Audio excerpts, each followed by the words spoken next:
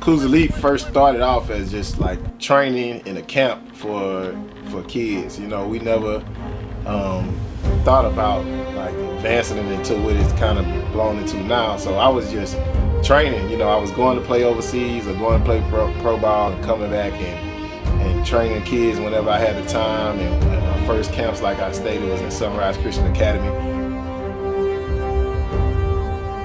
First 3 years I had my brothers. I mean, we was literally pressing on shirts. You know, Chuck, Gabe, you know, Jay, JT, Reggie Love, Lance. Lance Food, probably one of my greatest teammates I ever had, man. And we all there, Wendell. We just pressing shirts, you know, pressing shirts, putting the numbers on the shirts, not knowing how to do it. They falling off during camp. My brother and my two brothers brought like maybe 15 to 20 kids from Houston to the camp. First Couz camp, we started off in Wichita with people like Ramon, JT, PJ of course, and everything. Had a few people in there, 20, 30 people in there, so that was good. And then to see us the way we progress now to this big camp where we having tryouts and everything. These kids was up there for a week. We was 25 to 30 people in JT apartment for a week. You know, people was everywhere. People was sleeping in the hallway. People was sleeping in the study room. JT had kids sleeping in his room on the floor. Like, and the night before the camp, we was in just with the ironing board trying to put these stickers and shirts on the camp. And that's where we started off at as a camp. It ended up being a great camp. The kids had a fun experience. They still, when they see me today in the neighborhood, they still talk about, man, Coach PJ, remember when you took us to the camp? Then it kind of evolved. It trickled to Oklahoma. We did a year in Oklahoma, camp in Oklahoma. Then we got to Houston. And once we got to Houston, it was full blown.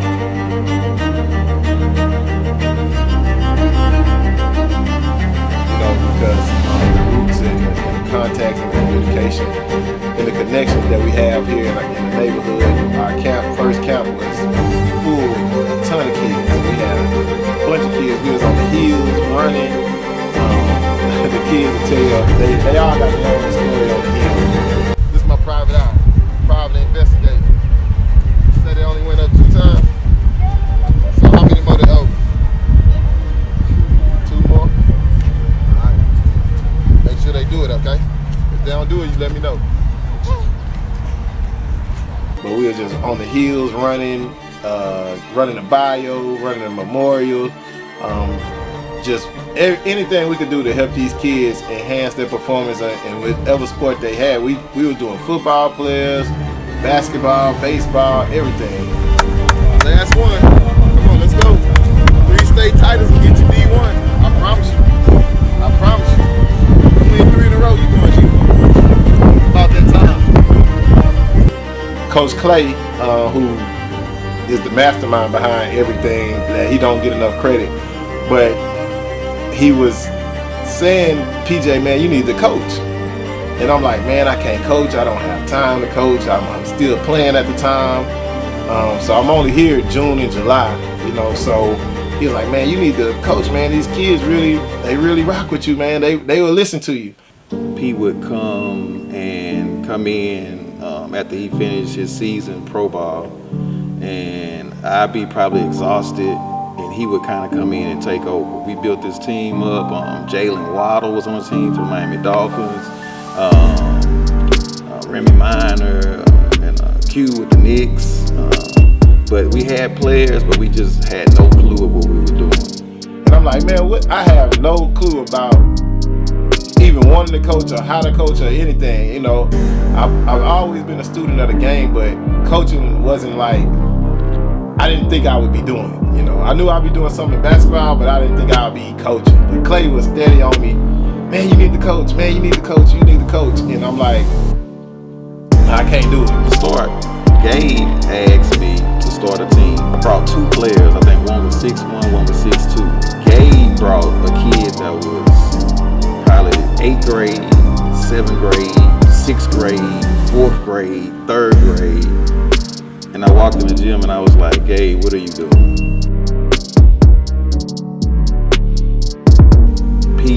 came back in after playing wherever he was, the ABA across, I think it was the ABA at the time.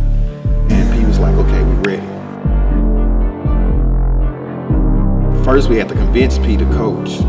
But once we convinced him to coach, he decided, let's have a tryout. And when we had that tryout, I don't know what, it was like every kid that we were dealing with at that time that was that age group, that we was training, that we knew, we invited them all to the gym. Matter of fact, it was in the Forge. That tryout was so intense that it was kids, they were on the borderline of fighting because of the competitiveness. And I remember sitting on the scorer's table and the kid actually flying in behind me, bouncing off the scorer's table. It was just insane. The turning point in that aspect of coaching is the fact that we had a kid that we was working with that could play, and a team, a AAU team asked for him, can he play? And I'm like, yeah, he can play, but I was telling the AAU coach, I said, hey man, if you get this kid, it's more than just taking them to practice and having them playing the games and on the weekends. I say we are everyday people for this kid. You know, we making sure he go to school, making sure his family got food and everything. And like I told him, I said, man, if we leave him to you and we push him to play for you, you gotta really take control and really step in and fill that void, because I was leaving to go play. So the coach agreed to it. He was like, yeah, I got him. And after a while, I called checking on the kid, and then one time he was like, I haven't heard from him. And like that was like the turning point in my life as far as like wanting to stay involved in these kids' life, because the kid ended up going down a total wrong path, and to this day I'm still in communication with this kid, but it's not like it's a rough situation. He ended up making some bad decisions. One thing led to another, so now he's not free.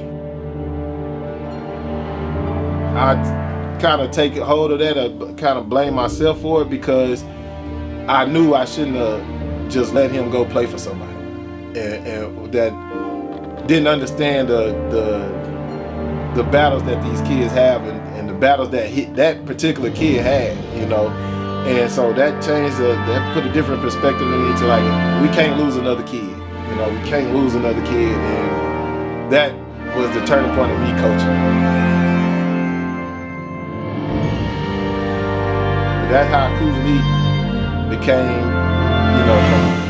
became, from training and just camps to now we doing AAU.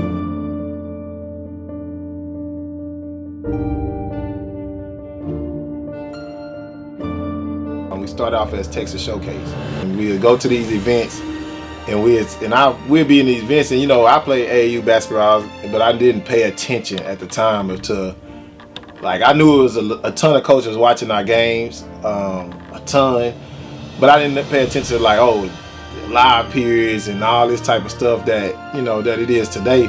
Now, once we feel like we got it all together. We feel like we know what we're doing. We know we have a good team. Now it's the independent struggles that we were going through, to where we couldn't match up against the shoe teams because they either didn't want to play us, didn't respect us. The tournament directors was putting us in the back gym. We just in these gyms, and we in the back gyms, the back of the back gyms, and we taking our kids and we playing hard as heck. And we just telling our kids, hey, don't worry about it. One day, that'll be us. Gyms that you had to go through the main gym, go through the second gym to get to the back gym. We promised our kids that, we would go play on the big stage, one day. And we just kept grinding until we got to that point. And just the struggle of trying to move like a big team, but not having the finances to move like a big team. Everybody know with AAU, it costs money. So we was out borrowing money from any and everybody we could, raising money. And like I say, just trying to to grow. Get up, Martin, get up. There you go. This is how we get ready to go to Vegas. 15U. What your 15U doing? What your 15U doing? I was trying to schedule to play against one of the shoe teams in the city. So I wanted to be in the showcase game. I wanted our team to be in the showcase game. So I was campaigning to a tournament director to get us in a showcase game and play against the big wigs of AAU. After I did all my talking about, he asked me who I had and all this, and I was, saying, I got this player, I got this player, I got this player, I got this player. And I really thought I was, and I was like, yeah. He let me do all this talking, and then he said, why would they want to play you though? And I was just like, what you mean? Like, cause we a basketball team and it's time to match up. Like, and we about to see what's what. And he was like, but who are you? And I'm just like, for one, I was hot as fish grease. Like, who are you talking to? And I had to calm down. Okay, this is basketball, this AAU, but he started telling me like, why would he play you? What do he got to win by beating you? He's supposed to beat you. Y'all just a little team, and it started just kind of like belittling us. And I'm sitting on that phone like, bruh, like I'm getting hotter and hotter as he talked to us, and I'm like, who are you talking to? But he was just like, they not gonna gain nothing by beating y'all. Like basically, y'all are nobody. And I'm like, wait a minute, I'm thinking we got a team and, we beating people. But he was like, they go beat y'all. They go say they supposed to beat y'all. But he later explained that if we beat them, they had everything to lose. It was shoe contracts on the line and everything. But at the time, I wasn't trying to hear none of that. And as we kept going, I realized, I understand what he was saying, but at the time, all I heard is, y'all ain't nothing, they don't need to play y'all, and I held that in my heart for a long, you could probably see, I still got it in my heart. I really wanted to see him about that. I just knew then, I was like, yeah, we have to get our respect. Like, we gotta have people stop putting us in the back gyms. We gotta have people stop scheduling us at 8 in the morning. No prime games, no showcase games, no matchups that we wanted, like just putting us up against anybody. Me and P used to be driving back from tournaments and always be used to talk like, yeah, that's all right, good. They'll understand in a second. And we just stayed to it. We had guys, man. We had guys that come from so many different situations, playing for us at the showcase. We had Brad, who's now one of our coaches now. We had J-Dub. We had James Tucker playing for us. He was a kid that's been through a lot. He got shot and still played for us like 2 months later on half a leg and gave us everything he got. I check with him every morning. I check his social media and everything just to make sure he's okay. He's one of our kids that went through a lot. He lost his brother to gun violence.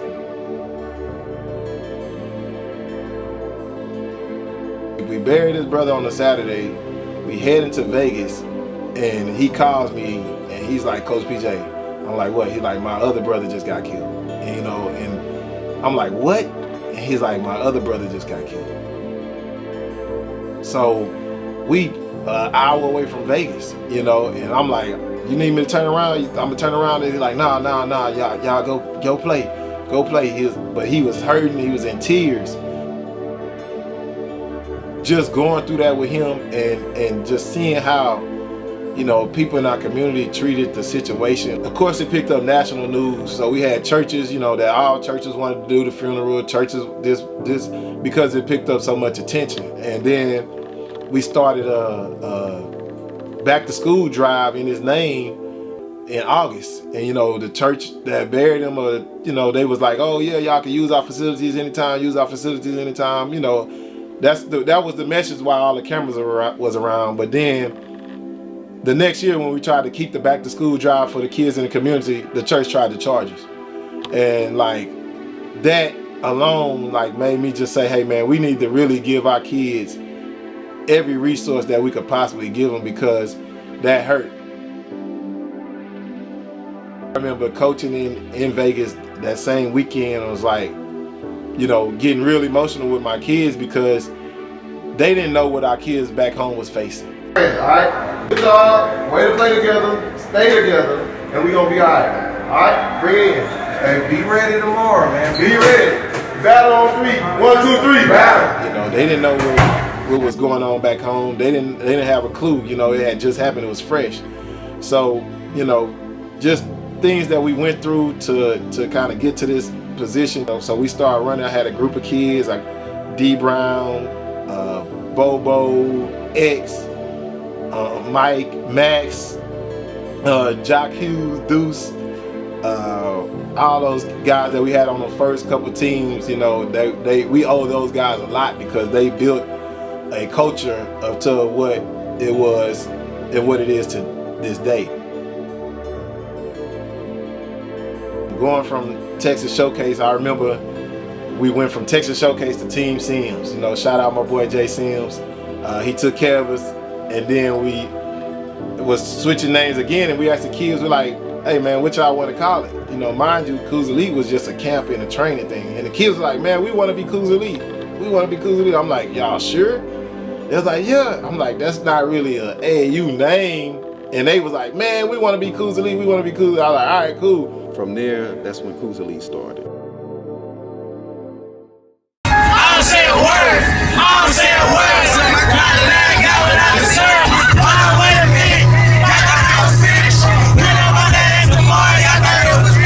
So we changed uniforms, get new Nike uniforms, everything. We Couz Elite. Our first game we playing in the College Station in the Gasso again, and we up like 25, 26, you know, and we end up blowing the whole league and losing the first game, first game in our Couz Elite uniform. So it was so funny because, you know, we've been winning, and in the first game in our Couz Elite uniforms, we blow a 27-point lead and lose. And my speech to the guys was like, hey, we can't be selfish. We got up and we got selfish. You know, that's one of my biggest pet peeves is being selfish. Ever since then, man, them kids responded. They responded in a big way, man. We just was going down the line and just learning this whole process at the same time, you know, enjoying the whole process. We went through so many different things, and we just had a blast doing it.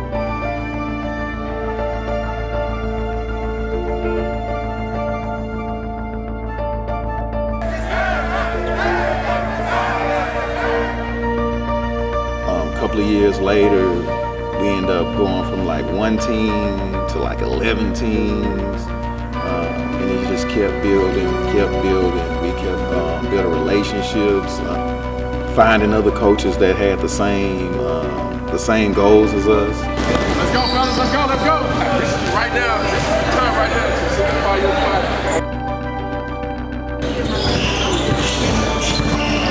There you go. Nice. Work on your craft, keep pushing yourself. This is how Couz Elite became Couz Elite. Because all our kids, dogs on the court. I met two important and pivotal people, you know, that year. The first one was, I've been knowing him my whole life, but, you know, I looked up to him when I was younger. Eddie Barlow.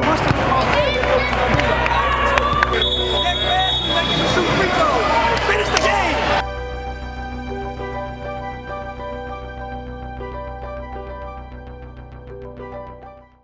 Left Yates while he was coming into Yates and played 4 years overseas, in college, then left to go overseas. And when I came back, we was holding some hoop sessions at Yates. And that's my first time seeing P, probably in about 5 years. He was at Wichita State then, you know, doing his thing, and I seen him, I was like, golly, man, P, that's you. You know, he had grown to be, you know, who he was. As time went on, I was coming back for the summertime during the off season, and he had his program, you know, Couz Elite camps or whatever. He was running his camps at the Forge, and I would come in just kind of help, you know, wasn't nothing serious. You know, hey, Barlow, come on, man, come help. I got some kids coming in, you know, help them get some shots up, whatever. I'm like, all right, cool. that's how we started with the whole training thing. Wow. You gotta work for this, man. And they had asked me the summer before, or in their transition, the coach, Barlow, you know, this is our only team we got for the 16s, but we about to start 17. We want you to coach. I'm like, man, I don't want to coach AAU. I don't want to get into it. I don't deal with the parents. I don't deal with the politics. I'm cool. I'm gonna start my own AAU organization with my daughter. But my daughter was already locked in with another team, which one of my good friends was coaching at the time too. So after I thought about it, I was like, man, you know, I'm not gonna take my daughter away from that. So I was like, yeah, P, I'm not gonna start my organization with my daughter, man. Oh, Clay, we gotta have him. Clay, we gotta have him. So they talked me into it, and they for sure guaranteed me, like, hey man, you ain't gonna have to worry about the parents. We'll take care of that. You just want you to coach. He had a whole organization from 8, 9 years old all the way up to 17U, and his organization was just growing.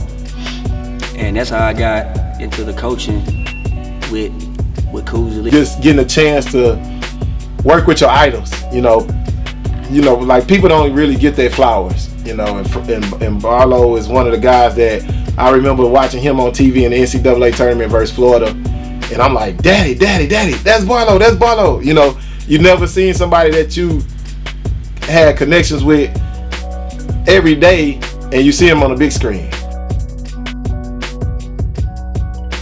And like that inspired me so much to follow in his footsteps.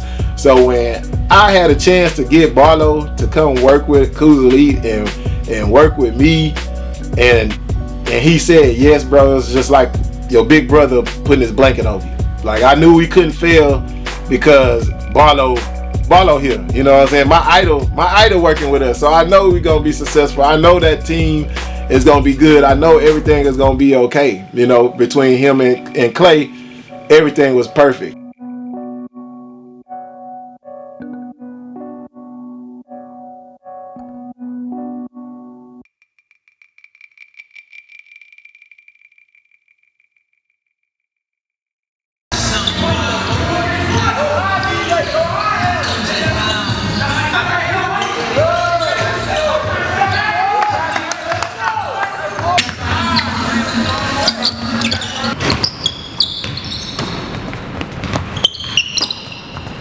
The second person, who was just happened to be at the gym at the wrong time, he was sitting there. He was dressed like he was dressed to go to a book reading, or I don't know what he was doing. That's his swag though. But he was just sitting there, and he sat there the whole day. And we used to be at Emory doing workouts from 6 o'clock to 11 o'clock, you know, at Emory. And he sat there. He got there like 6, and he just sat there, didn't say nothing to nobody. Sat there. At 7 o'clock, nothing go by. At 8 o'clock, we asking like, yo, who is this sitting in the gym?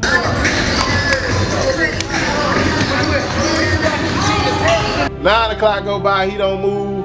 So I walk over to him, I say, hey man, are you here for somebody? And he was like, man, is it supposed to be a game today? I'm like, nah, it's not supposed to be no game today.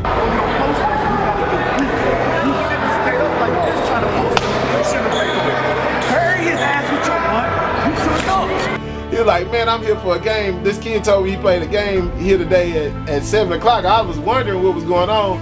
I say, nah, it's not no game. He's like, man, I was watching. I like what y'all got going on here. I say, man, where you from? He's like, I'm from DC. Man, my name Brian Pagan. I say, oh, all right, cool, Pagan. You know, see you tomorrow. If you want to, we'll be here same time tomorrow if you want to be a part of it. And sure enough, he showed up the next day, you know, and I was like, hey, what's up, P? And I mean, P came to me with a plan. He said, man, I like what you got going on. I said, man, so what you want to do in basketball? Just getting to know him. And he was like, I want to be a college coach. And I actually started coaching for Couz about 3 years ago. This is year 3 for me. At first I started out in the assistant position, and then I've been doing the whole operations for the past 2 years. So it's just been an amazing ride thus far. I say, well, shoot, let me tell you what I'm going to do. I'm going to make you the head of our organization.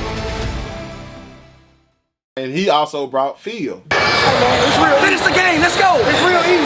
Your heart's beating in your chest right now. Finish the game. You gonna get the elbow, you know we got a turn off. Let's go, man. I started with Couz probably about 2018, 19. I I was making transition from Los Angeles back to Houston. And I had called my fraternity brother, Peyton. I said, man, well, you know what? I'm making a transition from coaching select baseball to more of the basketball scene. So I said, you got a team for me, you know, to associate myself with. He said, hey, I got this guy named PJ, and he's starting a 17U team. I want you to meet me here. I think the school was Emory Weiner.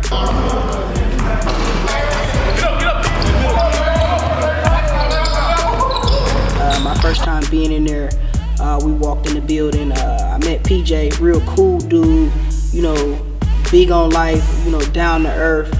And we started to politic about what we was doing and what was expected from the program. They had already had some 15 guys that were monsters, some 16 guys that were monsters. So we was putting together a team for 17, and we had some nice, good pieces that we were working on that was already stepping into the gym.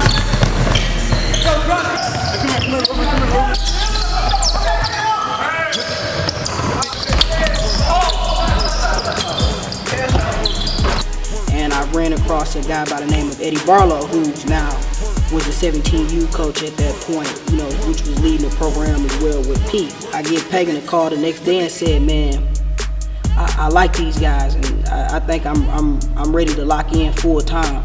So I just want to focus on coaching basketball and just giving back to the community.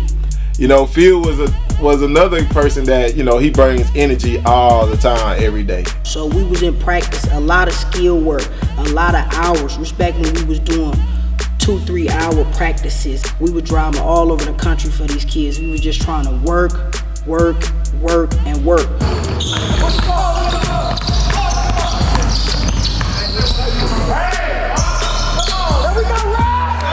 The kids were just, you know, they bought into it and they embraced it. And I remember our first big game, Sloan, he put us against the Defenders before we headed to Dallas for another event. That was probably our first big game as Couz Elite. Like, not actually meeting Pete face to face until we were older, out of high school, out of college. And then once I retired, we for sure linked up. We met up. He told me what he wanted to do with his AAU program, and I told him what I was doing. It was kind of like a natural synergy almost, man. And I started out with Couz Elite, and we were in San Antonio at a basketball tournament. Lupe Nunez and San Antonio Hard Work at a 94-foot classic. He was like, man, we're about to be Couz Elite. So they had Ruben Jones and Jahari and some of those top kids in the city, and he was like, we're about to take over. And so I just started doing tournaments. They started to get bigger. I did my first ever live event. I had the Houston Defenders, who had a really good team at the time. This is something maybe 2018. Eddie Mannigan, Hayden Hefner, Justin Hill. PJ had his Couz Elite guys. I put them in my live event, and they beat the Defenders. And it kind of took off from Couz Elite from there. And Sloan had a big old stage. He does the best with the platform and all that type of stuff. And it was packed, and it was us versus Houston Defenders, and it was a heck of a game. And it kind of was the game that propelled us to, you know, being at that level. The guys responded. We ended up winning by like one, I want to say 1 or 2. So then we just finished the summer strong. We went to Vegas. By the time my 16th year, we had a pretty much good buzz about us, you know. And we also added 17s that year. My guys, PJ Henry, Nick Gonzalez, we call him Nicky G. Michael, we had the big twins, Doug Young, Akeem. You know, we was loaded for the 17s, and they was actually beating up on us every day at practice. My 16s, which was great. He just steady bringing good pieces together to fill our program and to you know, that has the same aspirations for these kids as we have, you know. So now we have a whole organization. We have a 17s with Barlow, we have a 16s, we have 15s. Clayton put us in middle school. We 14 on down now, and just to see it grow. And like one of the best points of for me was we played in the Icebreaker Jim Hicks event, and my mom and dad showed up to the game. And they walk in the gym and they see a bunch of kids with Couz Elite gear on. Everybody got Couz Elite this, Couz Elite that, Couz Elite that. And my mama was just so proud of the fact that she's like, PJ, you really got a whole organization. You really got a bunch of kids that you're trying to help, and you're really doing the same thing that we were doing. Her seeing that, like, that really did something for me.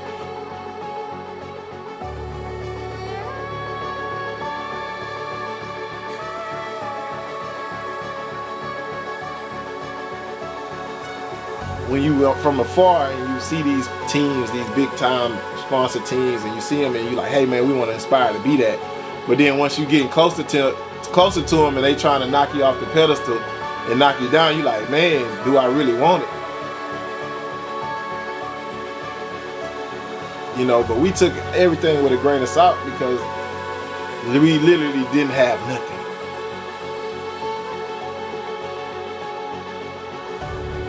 16U year, a turning point in our season, we had a game against Dry Nation. And they had Cade Cunningham, they was loaded. Before we get to the game, my best friend got killed. Don't break down. Don't break down. Don't break down.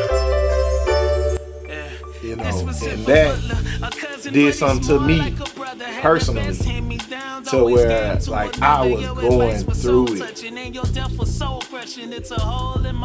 You know, because this is my everyday best friend. I mean, to his family, to his little brother was my little brother's best friend. Like, this was somebody that when I was in elementary, we used to go to his house after school till my mom get off work every day. And when he got killed, right before we supposed to go play in probably our second biggest game in Couz Elite history, like, it was like, dang, every time we get to this moment, something happens. It really hurt me that he passed. And so I was at the hospital while he was fighting for his life with his mom and his sister and his brother, and we talking every day, and we going to check up on him, and he was fighting. And you know, I remember like yesterday, like we was walking out and the doctor stopped me and was like, are you in family? And I'm like, yes, I'm family. And I remember him telling me, like, my best friend wasn't gonna make it, you know. And I'm in the back with my best friend family, and I'm like, why you tell me that? You know, why would you put that on me? You know, but I'd rather him tell me than any one of them. And just reliving that moment and going through that moment, like I was broken. Like, to the fact that, I mean, thank God for our Couz parents that put their arms around me. My family put their arms around me, and most importantly, my boys, you know, they was like, Coach PJ, we got you. Why this life be so dirty? Why the young guy? Mind you, we about to play a Nike team in Dallas, a Dallas team, and people don't understand how much that meant to me, because I'm going through it. I'm at the hospital, and I'm with the family, and I didn't lost track that the game started. So I'm like, oh shoot, let me check on my boys. Follow TV. I look at halftime. My boys up like 25.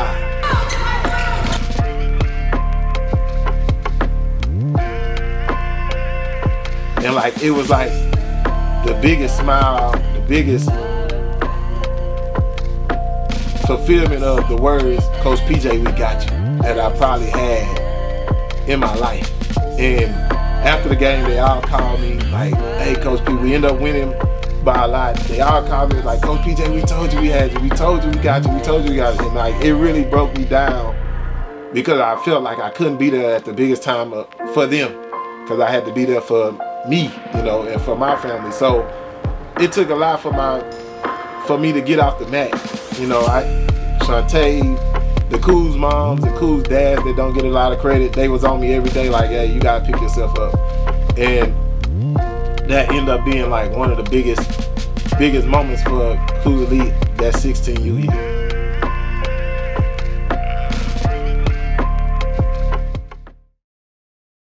Six, 7,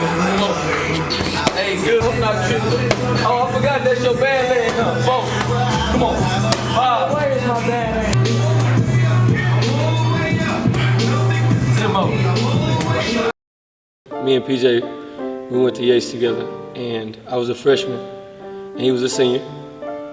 We linked back up in our adulthoods, and he told me he was looking for a trainer to train his kids. Saw that I did everything that qualified for the position, and he gave me a call, and he said, I want you to train my guys. And at the time, I never took basketball training serious. I was really focused on the football aspect because that was my background. And I never thought about training basketball athletes at all. So I said I'll give it a shot. He brought me his whole team. They were exceptional athletes, great students. They came to work every day. They never let up. I didn't know these kids could actually really play. PJ was just like, yeah, hey bro, he the one, hey bro, he the one, hey bro, he the one. That's how P talk, hey bro, he the one. Because when you look at basketball players in the gym, the physical attributes don't show when it comes to their game on the court, as opposed to football players. Football players lift heavy, they look strong, all of that. Well, on the back end, when you're dealing with a basketball player, his mechanics are a little different than a football player's would be when doing certain instructional things when it comes to the gym-wise. So I really didn't know that they could hoop. So I went to the first tournament, and it was at the MI3. And I pulled up, and we literally destroyed everybody in the gym.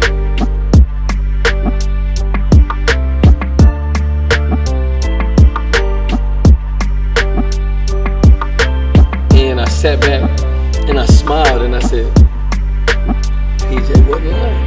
What's up? This is my city, bro. This is my city, bro. This is my city. He said that these kids were special. PJ at this point in time was just showing us the ropes of how to really excel in an independent arena when it comes to a whole basketball program.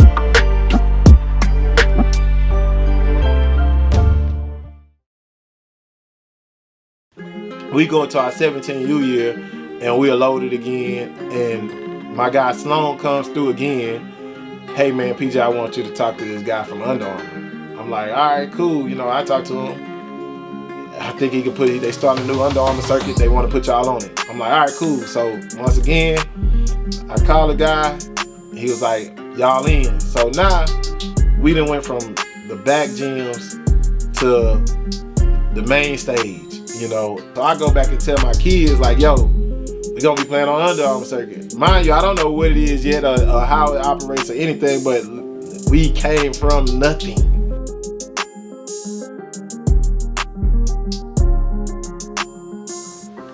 We get the Under Armour deal with on the UA Rise, and our kids light up about it. Our kids are happy about it, and we start our 17U summer. Our first big event was Who Want the Smoke from my guy Buff, and it was so pivotal because where we came from and walking in the back gyms on the Gasso to now we headlining probably the biggest AAU event in the month of May ever, you know. And shout out Buff, he has blown it into something bigger than I probably bigger than he ever imagined. He called me, he was like, yo Couz, I got a team for y'all to play, the Texas Titans, you know, prime time, 7 o'clock, main game. I say, Buff, we there. You know, it don't matter who we play. I say, if you call, we coming. We playing everybody, hard games, tough games, we winning. We make it all the way down to the UA Nationals, to the UA Rise Nationals.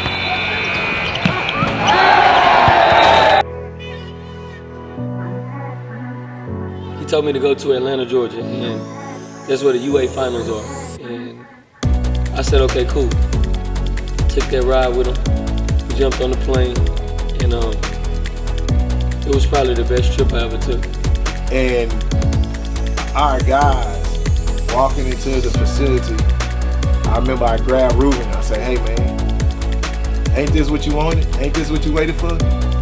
And he looked at me and with his little smirk that he always do, he like, man, we finna kill. And I was like, all right.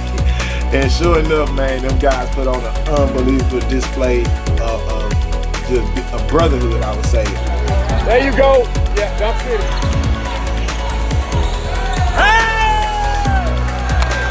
Just did it. Just did it. Just did it. Just did it. Just did it. We dominated all aspects of the court. We played teams from Las Vegas to Wisconsin, from Florida to California, and on every level, we dominated. Nobody could touch us. Big games calls for big moments, and big moments calls for you to rise to the top. Those equal big players. And we made it to the national championship. Just walk through all the competition, and they get back, get to the championship game. We go 7-0, we get to the championship game to the only team that beat us in the UA Rise week 1. So it's a rematch. And I mean, we started off the game hot as fish grease, and we were balling. And it was a heck of a game. We end up losing in overtime by 1. And just, I'll never forget the faces of my guys, knowing that like this unbelievable run that we had since we was 15U, 16U to 17U has come to an end.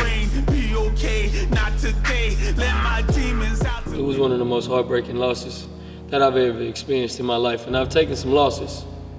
I've taken some bowl losses. I've taken some college losses, some high school losses, but this loss right here was one of the hardest. And at the time they couldn't see it, what they have done for me and what they have done for our organization and what they have done for themselves. But it was just pure hurt at the time. But they didn't see how much they inspired people. They didn't see how much they gave people hope. They didn't see how much they have affected the AAU world until we got so many independent teams now thinking, hey, we gonna do it like Couz Elite did it. Couz Elite they stayed all together for 15 years. Couz Elite had coaches, coming to their games at 15U, and I would give everybody the secret. Our 15U year, when we had 20-something coaches at our games, all 20 knew me. It was a favor, it was straight through connections. I was connected with all the coaches. Now that we had a little success, and when I say little success, I mean little success because our goals are forever changing. Like every time you look up, one of us or one of the coaches, one of the parents, somebody come with something, and now our goals, our finish line changes. But right now, for one, our goal is always to put kids in college, give kids better situations, kids that we know were so-called at risk, give them an opportunity to do something different. As a coach on the sideline, you see your kids playing as hard as they possibly can, and a coach, being a competitor, I hate to lose, but when you start hearing other coaches, talking noise like, who are these guys? We ain't never heard of Couz. Run them out of here. At that point, I'm like, they really don't know what we come like. They really don't know what this about. We don't care about what your name is or where you come from, or what you got across your jersey. Like, you gonna have to see us. It's gonna be mentally tough. You got me? Continue to switch. Communicate on defense. College coaches commenting, walking up to you, asking about certain kids that you ain't even know he was a college coach. Now you realize, like, hey, I gotta give these kids 110% of my time, my knowledge, because this is these kids' future, and they depending on us to, lead them to the promised land, to play on that next level. Seeing how hard those kids played and what it meant to them, it definitely meant a lot to me. It gave me a different perspective on just coaching AAU basketball. It wasn't just coaching no more after that. It was a bigger picture. After we finished the season, Barlow tell me, he's graduating. So I'm like, what? I know he went back to school, so I'm like, hey, I gotta be there for your graduation, Barlow. He like, man, you don't have to come out there, man. It's just gonna be my family. And I'm like, what? I'm your family, bro. Like, I'm showing up for your graduation.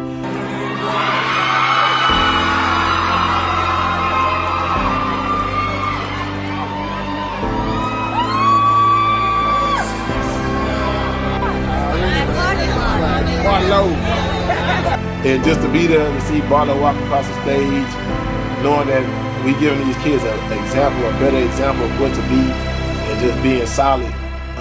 The kids loved it, and so that was probably the best 16U team I've ever seen. You know, Braylon, Jahari, DJ, Tim, Ruben, DA, D Brown, Fat,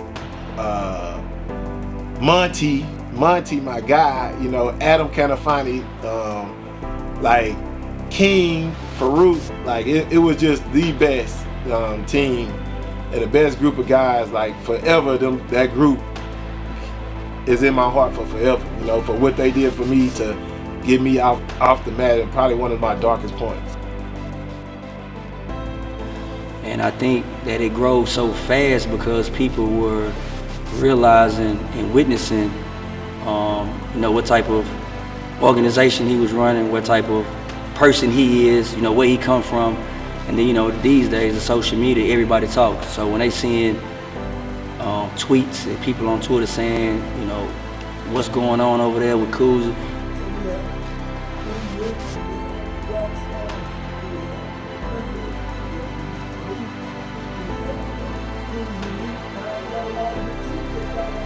Every time we pick a team, every time we go into battle or we get ready to coach a game, we always think of that. And we always tell our kids that we have now, like, that's where we started at. We tell our coaches that, don't take this for granted, that we playing in these 6 or 7 o'clock primetime games, what you being watched on video, and, you know, you got all these scouts here and these coaches, like, you know, it's a flip side to this. Like, it started where nobody was at our games. Nobody could find our games. Nobody was gonna wake up at 8 in the morning to come see our games, to where we are now. Man, we used to walk in the gym, man, with mismatched shorts, man, jerseys, like not knowing how we gonna get down to Dallas. Man, you know, just keep it real, man. A lot of hard work, a lot of blood, sweat, and tears.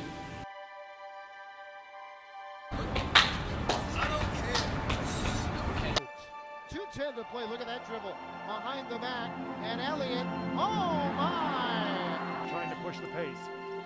Drive off the window, gets the roll. PJ Henry and a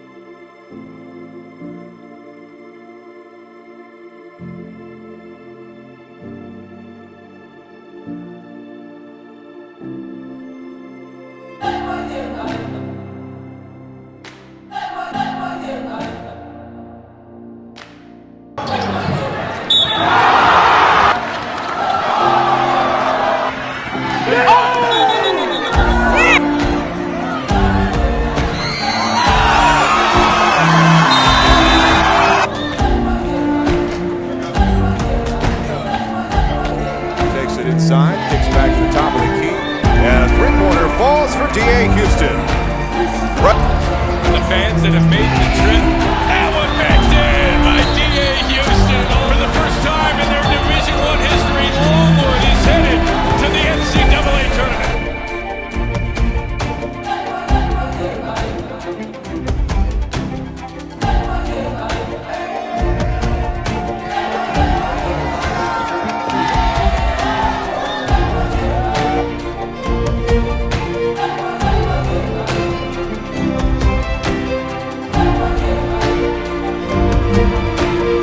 We came from nothing.